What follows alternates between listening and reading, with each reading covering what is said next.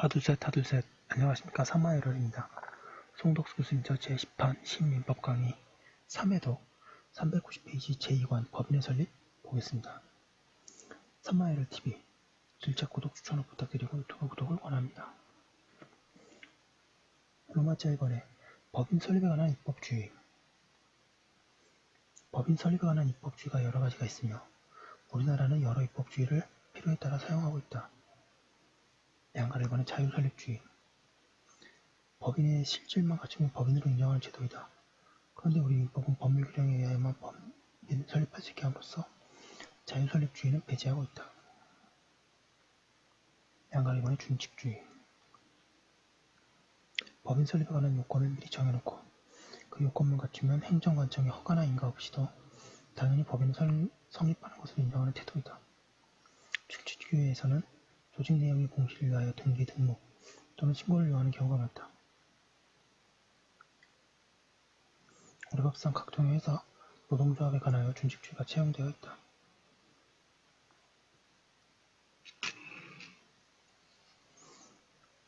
(391페이지) 양가 3번의 허가주의. 법인 설립에 관하여 행정관청의 허가를 필요로 하는 태도이다. 민법은 비영리 법인에 관하여 허가주의를 채택하고 있다. 그 밖에 학교법인, 의료법인도 같다. 양가 4번의 인가주의. 법률이 정한 요건을 갖추어 주무장관, 기타 관할 행정관청의 인가를 얻어야만 법인으로 성립할 수 있는 태도이다. 법무법인, 상공회의소, 농업협동조합, 축산업협동조합, 농업협동조합 중앙회, 중소기업협동조합, 수산업협동조합, 여객자동차운수사업조합, 한국해운조합 등 인가주의에 의하여 설립된 법인들이다. 인가주의는 법률이 정하고 있는 요건을 갖추면 인가권자가 반드시 인가를 해줘야 하는 점에서 허가주의와 다르다.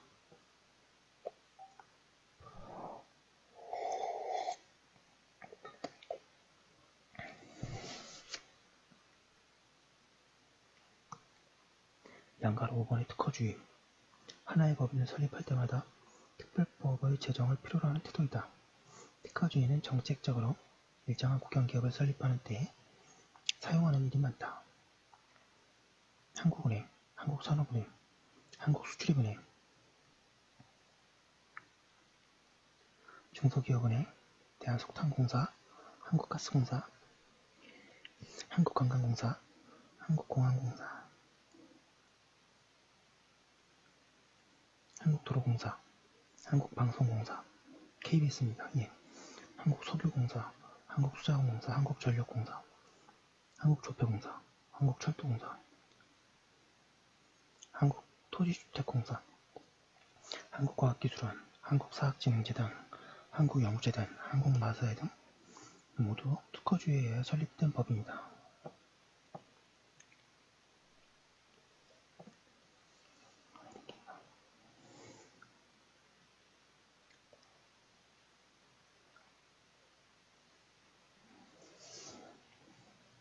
양가 6번의 강제주의. 법인의 설립을 국가가 강제하는 태도이다. 의사회, 치과의사회, 한의사회, 조산사회, 간호사회, 지방변호사회, 대한변호사회, 대한약사회, 대한한약사회는 강제주의에 의한 법인의 예이다. 그런데 이들 법인에 관하여는 강제주의와 함께 인가주의, 허가주의나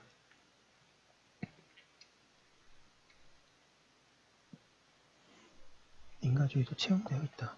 즉 의사회 등은 보건복지부 장관의 허가를 받아야 하고 지방변호사회와 대한변호사협회는 법무부 장관의 인가를 받아야 하며 대한약사회, 대한한약사회, 보건복지부 장관의 인가를 받아야 한다. 한편 유자격자가 법인을 설립한 경우에 유자격자는 당연히 회원으로 되는 이른바 가입관계도 일종의 강제주의라고 할 수 있다. 상공회의법에 의하면 일부 상공회의소가 대한상공회의소를 설립한 경우 다른 상공회의소도 당연히 그 회원이 된다고 주장하고 있는데 이는 가입관계에 해당한다. 로마자 2번에 비영리 사단법인의 설립. 1번의 요건. 비영리 사단법인의 성립 요건은 다음의 4가지이다.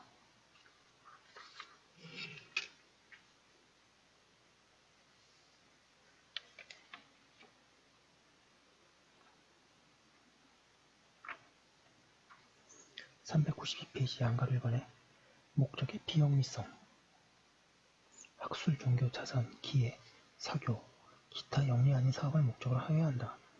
영리 아닌 사업이란 사원의 이익을 목적으로 하지 않는 사업을 말한다. 양가를 번해 설립행위, 정관 작성, 방가를 번해 의인 성질. 사단법인을 설립하려면 이 이상의 설립자가 법인의 근본 규칙을 정하여 이를 서면에 기재하고 기명날인 하여야 한다. 이 서명을 정관이라고 하는데 이러한 정관을 작성하는 행위가 사단법인의 설립행위이다.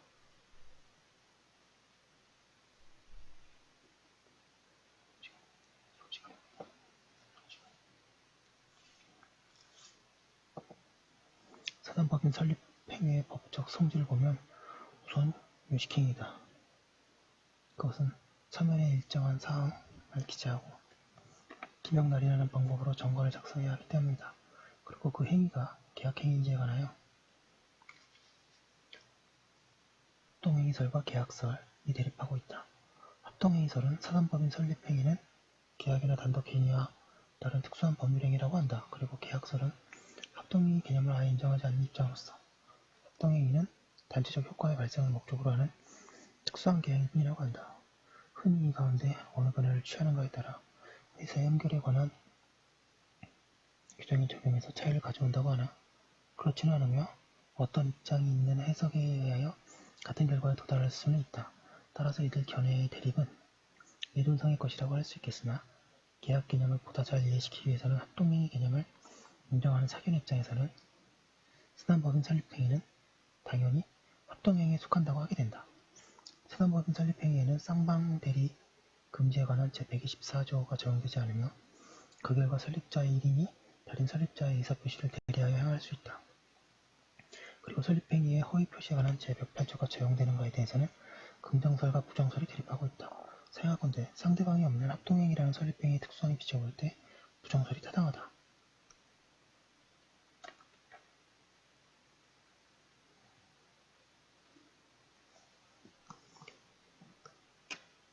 판례 보겠습니다.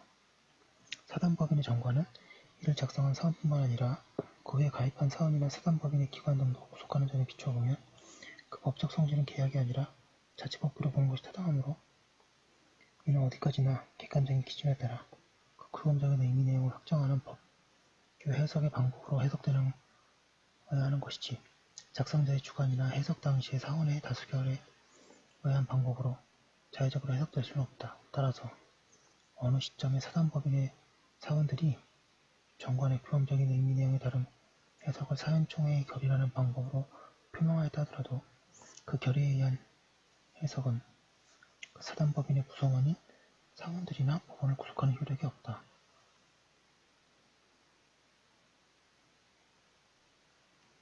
방가를 보내 정관의 기재사항. 정관의 기재사항에는 반드시 기재하여야 하는 필요적 기재사항과 393페이지 반드시 기재하여야 하는 것은 아니지만 기재할 수 있는 임의적 기재사항이 있다. 필요적 기재사항은 어느 누구 하나 누락되면 정관은 무효이다. 그리고 임의적 기재사항이라도 일단 정관에 기재되면 필요적 기재사항과 효력의 차이가 없으며 따라서 그것은 변경할 때도 정관 변경 절차에 의하여야 한다. 필요적 기재사항에는 동그라미 번의 목적, 명칭, 사무소의 소재지, 4번의 자산에 관한 규정, 5번의 이사 임면에 관한 사항, 6번의 사원 자격의 득실에 관한 규정, 7번의 존립시기나 해산 사유를 정하는 때에는 그 시기 또는 사유가 등이 있다. 6. 임의적 기재사항에는 제한이 없다. 민법이 정관에 특별히 정하고 있지 않으면 효력이 없다거나 또는 정관에서 특별히 정하고 있는 경우에는 민법의 규정을 적용하지 않는다고 하는 경우에 그것들도 모두 임의적 기재사항이다. 방금 3번의 정관이 무효로 되는 경우 정관, 기타의 내부 규정은 어떤 경우에 무효로 되는가? 그에 관하여 대법원은 비영리법인은 서울특별시 개인 택시운송 사업조합 내의 조직인 복지회의 규정 중 일부의 무효 여부가 문제된 사안에서 법인인 피고조합의 정관이나 그에 따른 세부사업을 위한 규정 등 단체 내부의 규정은 특별한 사정이 없는 한 그것이 선량한 풍속, 기타 사유질서와 위반하는 등 사회관념상 현저히 타당성을 잃은 것이나 그 결정 절차가 현저히 정의에 어긋난 것으로 인정되는 경우 등을 제외하고는 이를 유효한 것으로 그대로 시인해야 할 것이라고 하였다. 그리고 그 후에는 법인 아닌 사단인 대한공도협회의 내부 규정에 해당하는 공인 및 검정위원회 규정의 무효 여부가 문제된 사안에서는 위 법률을 더욱 일반화하여 단체의 설립 목적을 달성하기 위하여 수행하는 사업 또는 활동의 절차, 방식, 내용 등 여타 정한 단체 내부의 규정은 그것이 선량한 풍속, 기타 사회질서에 위반되는 등의 사회관념상 현재의 타당성을 이룬 것이라는 등의 특별한 사정이 없는 한 이를 무효라고 할 수 없다고 하면서 대한공도협회가 공도경시 비용 본인 공시에 대한 검정 및 공인제도를 실시하면서 각 공에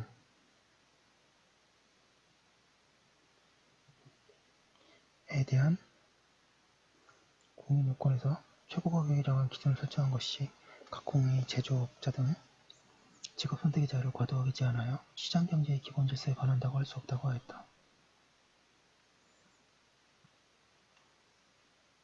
양가 3번의 주무관청의 허가. 주무관청의 허가가 있어야 한다. 주무관청이란 법인의 목적으로 하는 사업을 관리하는 행정관청이다. 법인의 목적이 2개 이상의 행정관청에 관할 사항인 경우에 어느 관청의 허가를 얻어야 하는가에 대해서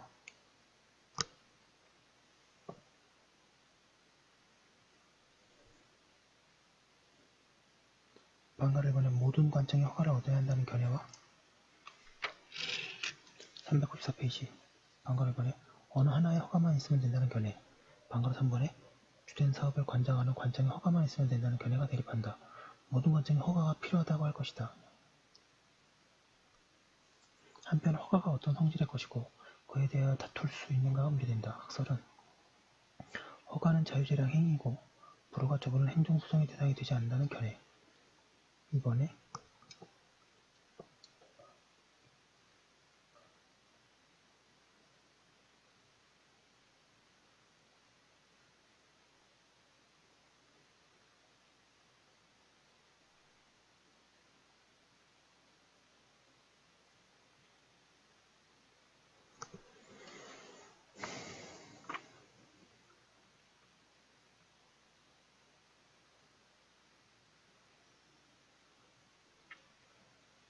사단법인의 설립 요건을 갖추고 있는 한 주무관청은 반드시 허가해야 하며 불허가에 대하여 행정소송을 제기할 수 있다는 견해. 이건 아니어 있다. 그리고 판례는 일설과 같다. 사견. 비영리 법인의 설립에 관하여 허가주의를 취하고 있는 것은 문제이나 허가주의가 명문화되어 있는 이상 이설과 같이 해석할 수는 없다. 그것은 해석론의 한계를 넘는 것이기 때문이다. 따라서 일설 및 판례가 타당하다. 양가로 서번의 설립등기. 주된 사무소의 소재지에서 설립등기를 하여야 하며 이 설립등기가 있으면 법인은 성립한다. 이번에 설립 중인 사단법인. 법인이 설립되는 과정을 보면 보통 3단계를 거친다.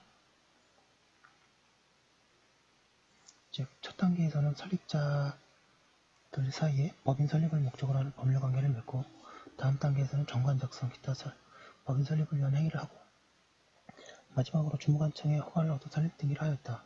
이 가운데 첫 단계에 있는 것이 설립자 조합이고 둘째 단계에 있는 것은 설립 중인 법인이다. 설립자 조합은 민법상 일종의 조합계약이다. 이 조합은 법인 설립에 필요한 여러가지 준비 행위를 하게 되는데 이 행위는 설립 중의 행위와 규발되며 그에 대하여는 조합 자체가 책임을 진다.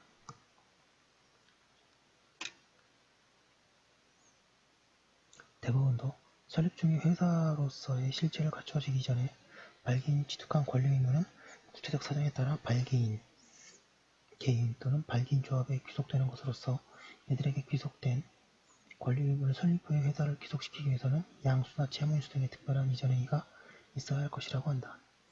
나아가 대법원은 설립 중의 회사로부터 실체가 갖추어지기 전에 발기인이 개인 명의로 금전을 사용한 경우 그것은 그 발기인 개인에게 귀속됨이 원칙이고 그 채무가 발기인 조합에게 귀속되려면 그 금전의 차용행위가 조합원들의 의사에 의해 발기인 조합을 395페이지 대리하여 이루어졌어야 한다고 한다. 설립자 조합이 조합계약의 이행으로서 정관을 작성하고 법인의 최초의 구성원을 확정하면 그때부터 설립 중인 사단법인으로 된다. 설립 중인 사단법인은 법인 아닌 사단이라고 해석된다. 그리고 설립 중의 법인은 그에 설립한 법인과 실질적으로 동일하므로 설립 중의 법인의 행위는 후에 성립한 법인의 행위로 된다. 그런데 법인이 기속하는 행위의 범위는 문제이다. 학설은 1번의 모든 행위가 법인에 기속된다고 하는 견해와 2번의 목적 범위 내의 행위만이 법인의 행위로 된다는 견해로 나누어져 있다. 그리고 판례는 법인의 설립 자체를 위한 행위에 대해서만 법인에게 책임을 지우고 있다.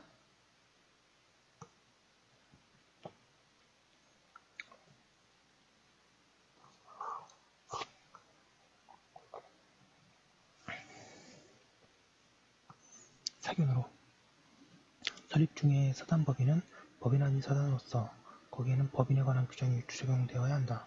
따라서 설립 중의 법인의 대표기관이 목적 범위 내에서 행한 행위만이 설립 중의 법인 자체의 행위이며 이러한 행위는 모두 후에 성립한 법인의 행위로 된다. 그에 비하여 대표기관이 아닌 자의 행위나 대표기관이 목적 범위를 넘어서 행한 행위는 설립 중의 법인의 행위가 아니어서 후에 성립한 법인의 행위로 되지 못한다. 다만 후자에 대해서는 법인의 불법행위 능력 규정이 일주 적용되므로 일정한 요건 하에 법인이 책임을 지게 될 수는 있다. 그러한 점에서 1서를 놓지 않고 2서의 취지는 같으나 설명이 충분치 않다. 그리고 판례는 법인의 행위로 인한 범위를 지나치게 한정하는 것으로서 부당하다. 로마자 3번에 비영리 재단법인의 설립 1번의 요건, 비영리 사단법인에 있어서와 마찬가지로 4가지의 요건이 필요하며 내용상으로도 설립행위에서만 차이가 있을 뿐이다. 양가로 1번의 목적의 비영리성, 양가로 2번의 설립행위, 1번의 의의 및 성질. 재단법인의 설립자는 일정한 재단을 출연하고 정관을 작성하여야 한다. 이 재단 출연 및 정관 작성은 재단법인의 설립행위이다. 이처럼 정관 작성 외에 재단 출연이 필요하다는 점에서 재단법인 설립행위는 사단법인 설립행위와 다르다. 재단법인 설립행위는 생존 처분으로 할 수 있음은 물론이고 위헌으로도 할 수 있다. 재단법인 설립행위는 재단 출연 즉 급부가 있어야 성립하는 행위다. 또한 서면에 일정한 사항을 기재하여야 행하여야 하는 요식행위이다. 그리고 재단법인 설립행위가 단독행위인지에 대해서 논란이 있으나 단독행위라고 하여야 한다. 압도적인 다수설과 판례도 같다. 396페이지.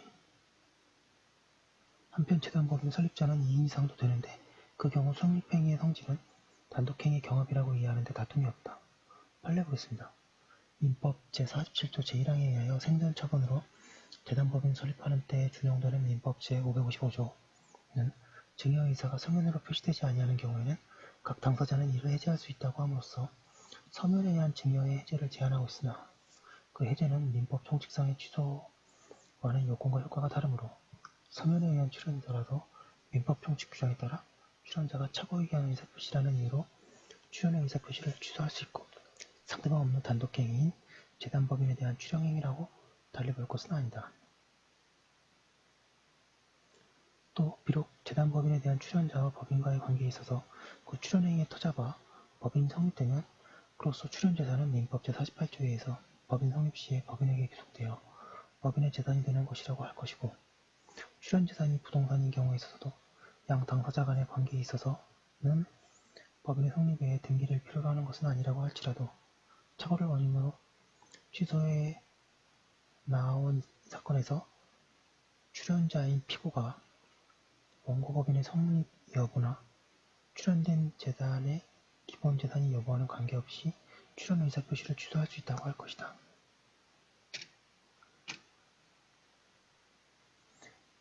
양가로 2번에 반가 2번에 재산의 출연. 이거 좀 중요합니다. 양가로가 소설 설립자의 일정한 재산을 출연하여야 한다. 출연 재산은 제한이 없으므로 착권이라도 무방하다. 재산 출연행위는 무상행위라는 점에서 중요 및 유증과 비슷하므로 민법은 생존처분으로 재단법인을 성립하는 때에는 증여에 관한 규정을 준용하고 위헌으로 재단법인을 성립하는 때에는 유증에 관한 규정을 준용한다. 양가로나 출연재산의 귀속 시기 양가로 A의 문제점 위에서 본 바와 같이 재단법인을 성립하려면 설립자가 일정한 재산을 출연하여야 한다. 그런데 그러한 출연재산이 언제 법인을 귀속하는지가 문제된다.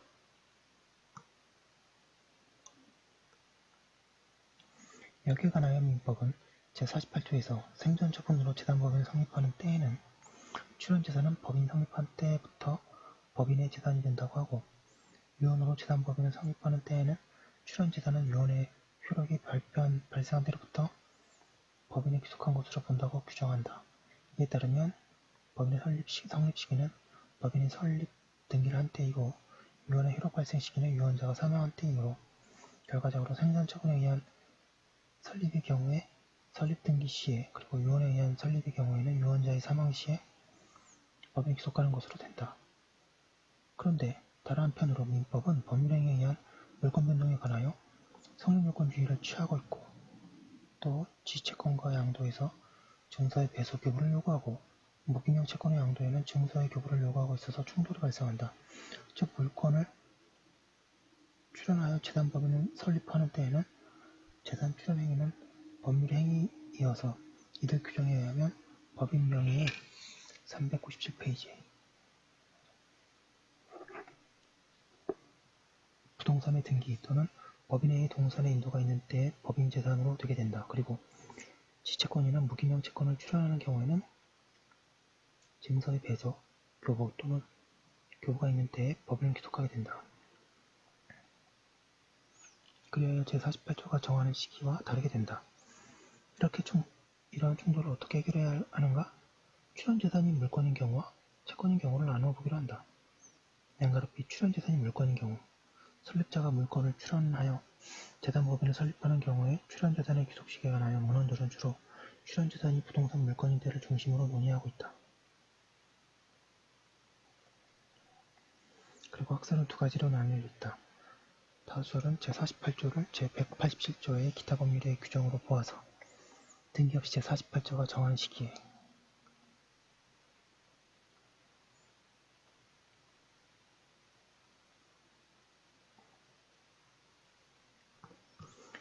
그리하여 생존처분으로 재단법인을 설립하는 때에는 법인이 성립하는 때에, 그리고 유언으로 재단법인을 성립하는 때에는 유언자가 사망한 때에 법인에 귀속한다고 한다. 이러한 다수설에 대하여 반가로마자 2번 권리 이전의 형식을 필요로 하지 않는 재산권은 법인의 성립 또는 설립 시에, 사망 시에 당연히 법인에 귀속되지만, 부동산 물권과 같이 그 이전의 등기를 요하는 것은 법인의 성립 또는 설립자의 사망 시에 법인의 출연 부동산 이전 청구권이 생길 뿐이고, 출연 부동산이 현실로 이전하는 것은 등기를 한 때라고 하는 견해가 소수로 주장되고 있다. 판례는 과거에는 다수를 따르고 있었으나 그 후 태도를 바꾸어 현재에는 출연자와 법인 사이에 법인 성립 시에 법인의 재산이 되나 제3자에 대한 관계에 있어서는 법인의 성립 외에 등기를 필요로 한다고 한다. 그리고 법인의 유언으로 재단법인을 성립하는 경우에도 그대로 적용하고 있다고. 검토 및 사견. 판례의 태도는 물권관계와 당사자 사이의 관계와 제3자에 대한 관계에서 달라질 수 있다는 것으로서 그것은 대항물권주의의 이론 그 자체이며 의료민법이 취하고 있는 성립물권주의에 있어서 전혀 근거가 없는 부당한 해석이다. 그리고 소수는 거래의 안전을 보호하는 것이긴 하나 제48조를 사문화시키는 것이어서 취할 수 없다. 그것은 해석론의 한계를 넘는 것이기 때문이다. 결국 제48조의 명문 규정이 없는 한 다수화를 따를 수밖에 없다. 그에 의하면 출연재산이 물권인 경우에는 법인 성립시 또는 유언자 사망 시에 법인 재산으로 되며 부동산의 등기나 동산의 인도는 필요하지 않다. 그 결과 유언에 의하여 재단법인이 성립되는 경우에 출연재산은 유언자가 사망한 때에 법인에 귀속하므로 출연재산은 상속재산에 포함되지 않고, 따라서 상속인의 출연재산 처분 행위는 무권한 자의 행위가 된다.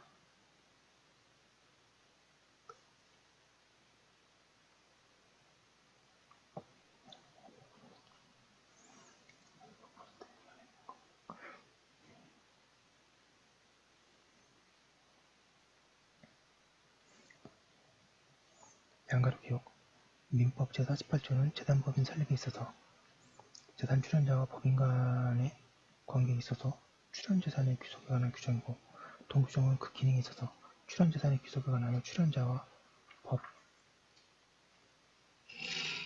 법인과의 398페이지 관계를 상대적으로 결정함에 있어서 그의 기준이 되는 것에 불과하며 출연재산은 출연자와 법인과의 관계에 있어서 그 출연행위의 터자가 법인이 성립되면 그로써 출연재산은 민법의 위 조항에 의하여 법인 설립 시에 법인에게 귀속되어 법인의 재산이 되는 것이라고 할 것이고 출연재산이 부동산인 경우에 있어서는 위 양 당사자의 관계에 있어서 이 요건 외에 등기를 필요로 하는 것이 아니라면 상당하다 할 것이다.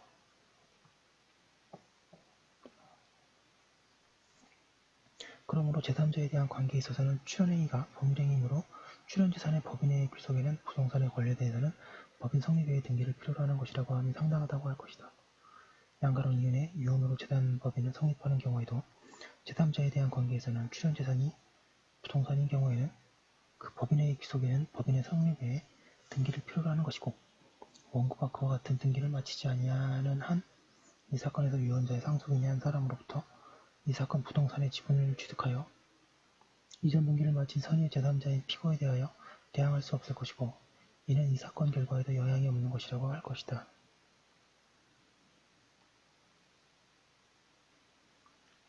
양가로 시 출연재산이 채권인 경우 출연재산이 채권인 경우 가운데 그 재산이 지명채권인 경우에는 채권 양도에 특별한 요건을 필요하지 않기 때문에 제48조가 정하는 시기에 법인이 귀속하게 된다.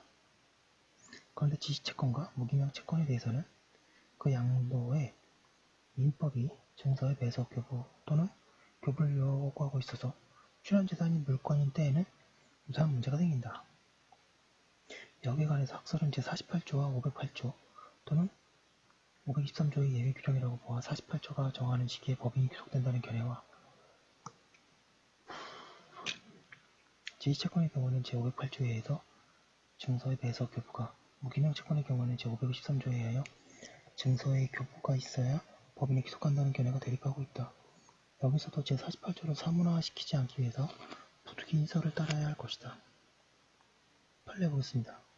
출연자가 자기의 채권을 재단법인의 목적 재산으로 일단 출연한 이상 그 채권은 재단법인에 귀속되는 것이고 그 채권에 대한 당사자의 평가의 여하에 따라 출연의 효과가 저하되는 것은 아니라고 할 것이며 다만 그 채권이 변제, 기타 사유로 이미 소멸되어 존재하지 아니하거나 회수가 불가능한 것이어서 실질적인 재산 가치가 전혀 없는 경우에만 재산에 출연이 있다고 볼 수 없을 것이다. 민법 제48조 2항 규정에 의하면 유언으로 재단법인을 성립하는 경우에는 출연재산은 유언의 효력이 발생한 때, 즉 출연자가 사망한 때로부터 법인이 귀속한다고 되어 있다. 이것은 출연자의 재산 상속인 등이 출연자 사망 후에 출연자의 의사에 관하여 출연재산을 처분함으로써 법인 재산이 일실되는 것을 방지하고자 출연자가 사망한 때로 소급하여 법인에 귀속하도록 한 것이므로 출연재산은 재산상속인의 상속재산에 포함되지 않는 것으로서 재산상속인의 출연재산 399페이지 처분행위는 무관한 자의 행위가 될 수밖에 없다. 다음과 3번의 정관의 작성 설립자는 일정한 사항을 기재한 정관을 작성하여 기명달인하여야 한다.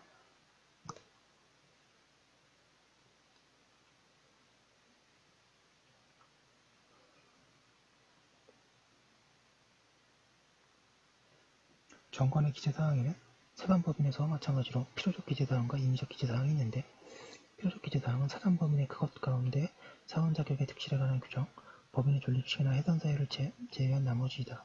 주의할 점은 유언으로 재단법인을 성립하는 경우에는 유언의 방식에 따라야 한다는 점이다.